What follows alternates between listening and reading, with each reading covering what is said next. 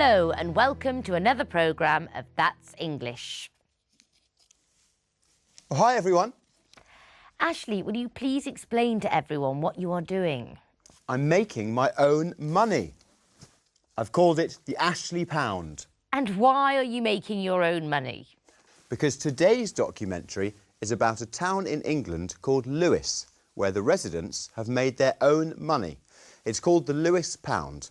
I thought it was such a good idea that I wanted to make my own. Yes, I've heard of that. There are a few towns in England that have their own local currency system, su propia moneda. But you can't just make your own money. The Ashley Pound is not a legal currency. But people in Lewes can buy and sell using the Lewes Pound, as you'll see in the programme. While you watch, listen for the answer to this question. How does the Lewes Pound help the local economy? It's market day in the small English town of Lewes. Traders are selling their products. Local residents are looking for bargains. There's nothing special about this, is there? But look closely at the money that they're using to buy and sell with.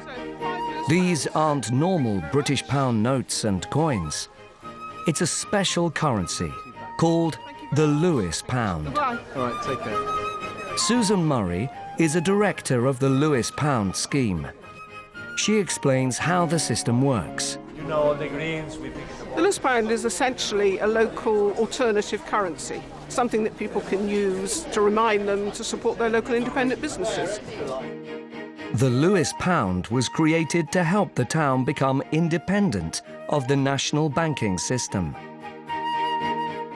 The idea was developed at the height of the banking crisis in 2008, when there were fewer British pounds in circulation. We have a number of issuing points in town, and people who want to get Lewes Pounds can take their sterling in and exchange it for Lewes Pounds, or the reverse. You can also exchange Lewes Pounds back into sterling. Or 5. That's £10, please. Thank you very much. Thank you. People spend their Lewes Pounds in all kinds of different businesses in town. You can even use Lewes Pounds to buy our local beer in our local brewery shop down at the bottom of town. Can't get more local than that.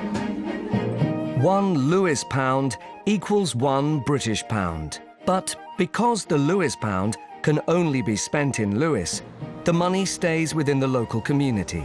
This helps boost the local economy. The Lewes Pound really supports a strong sense of community. A few other towns in Britain have also introduced their own money, including the Bristol Pound and the Brixton Pound in South London. Ruth O'Keefe is Mayor of Lewes and is a big supporter of the scheme. I think the impact of the Lewes Pound is very positive, and I think it helps both for local people to keep the pound in circulation here and not go out of our economy, and also it's something interesting for visitors, so I think it draws people into the town. Introducing a local currency is one example of how the British public is finding alternatives to traditional financial institutions. There has also been a rise in ethical banks, like the Nationwide, which have a policy of not investing in unethical businesses. I think people are really fed up with the existing banking system. You can see there's a lot of concern out there about the way the banks operate, the way where their money goes, how they make their money. In Lewes, we believe the Lewes Pound can help people to spend their money ethically. So a local monetary system is still in its early stages, and mainstream banks still dominate the market. But people's desire to have more control over their money has definitely grown stronger. So it's likely that in the future, we will see some changes to the British banking system based on morals rather than interest rates. The Lewes Pound is a good idea, but I think it can only work on a small local scale, in local communities. Yes, it's fun though. It's like play money. Now what about the question? Did you get the answer? How does the Lewes Pound help the local economy? Let's see. Because the Lewes Pound can only be spent in Lewis, the money stays within the local community. The Lewis pound can only be spent in Lewis, so the money stays within the local community. But what about ethical banks? Have you ever heard of them before, Annabelle? Yes, in fact, I have an account with an ethical bank. Do you? And what makes your bank ethical? Well, my bank invests money in cultural and environmental projects. Maybe I should open an account with an ethical bank. Yes, you should. It's not difficult. So how do I do it? I don't know where to start. It seems like a lot of paperwork. Actually, you can do it online. Ethical banks are environmentally friendly, so they like to save paper. In fact, one ethical bank I know doesn't even have branches. Sucursales. All the banking is done via the internet, phone or cash point machines. I wonder if online banking is common in other parts of the world too. We asked our international friends this question. What are the most popular ways to do banking in your country? The banks in New Zealand are 50% New Zealand owned and 50% Australian owned, but a lot of people use the internet these days to do their banking, to pay bills or to transfer money. I'd probably say the most popular way in Britain to do your banking has got to be online. It's 24/7. The banking in America, I do believe, could learn a lot from European countries and countries from this side of the world, because you have what is called chip and pin, which is something the Americans have yet to adapt to. Nowadays, when you go to a bank in Canada, you have an option of going to a tiller and speaking to a person, or using a cash machine to deposit checks. Banking has changed in recent years. A lot more people use the internet, ATMs. You can do a lot more. You can top up your phone. You can pay bills on cash point machines.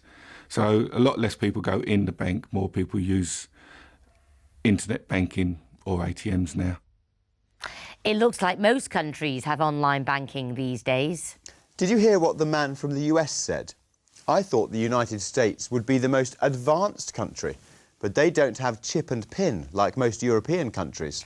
And did you hear how the English girl described internet banking? Yes, she said it's 24/7. That means it's 24 hours a day. And 7 days a week. It's time now to join Nigel on his tour around the north of Britain. Today, he's visiting Glasgow. Glasgow is the biggest city in Scotland and is becoming an important financial centre in Europe. As you watch, try to answer this question. In the past, what two industries were based in Glasgow?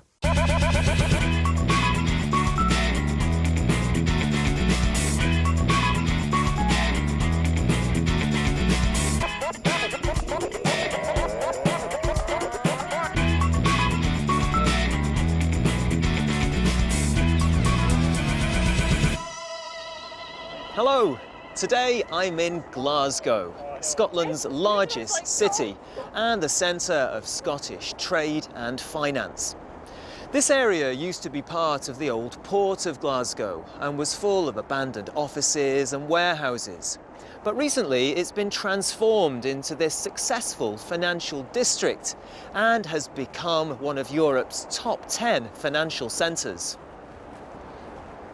I'm here with Alan, who works in Glasgow. Hi, Alan. What do you do? Well, Nigel, I'm a secondary school teacher here in Glasgow, and I teach economics and Scottish politics. Now that's very relevant to us, because we'd like to know why Glasgow is such an important financial centre. Well, most of the answer for that is really historic. It's always been a major industrial centre for Scotland over many centuries, with shipbuilding in the past and the tobacco trade in the past, and bringing us up to modern times. We have a huge retail sector and a very large growing electronics industry in the area, and all of these obviously need a strong financial and banking infrastructure. But Glasgow isn't just a financial centre. It has a reputation for being a very friendly city. Let's take a look around.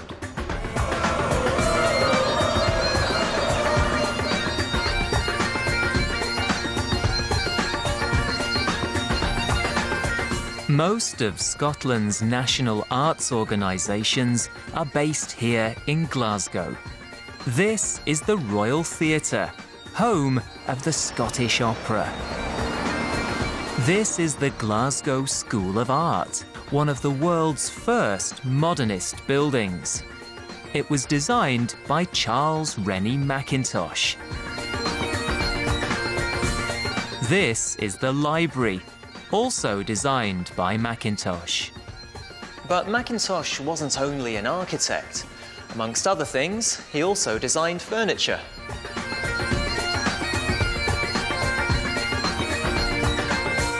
I'm here with Laura, who's a tour guide at the School of Art. Laura, what courses can the students take here? Well, there are 3 departments at the art school: fine art, design and architecture.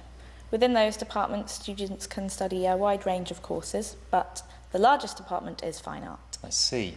And tell us, what's the art scene in general like here in Glasgow? Well, we have many large historical collections. There's also a lot of contemporary music sprouting up in Glasgow, and we have a wide range of theatre and other performance. Great. Laura, thanks very much. Thank you. We've reached the end of our visit to Glasgow.